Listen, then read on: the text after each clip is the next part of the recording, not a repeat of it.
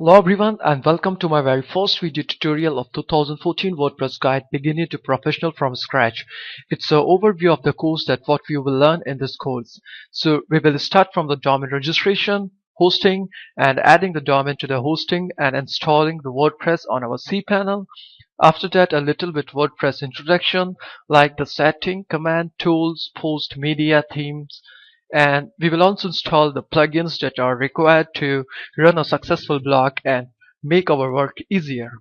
After that, we will optimize the load time of our website because it's an important factor in Google's eye for ranking. We will learn to create the backup and also learn the security, how to protect our website against hackers. We will also submit our website to Google and Bing Webmaster so we can control our website over the search engine. To give our website a brand, we will also create the social profile like the Facebook page, the Twitter account, LinkedIn profile, YouTube channel, and many other social profile. We will also research the niche and the keyword so we can find the keyword that have low competition and high search volume.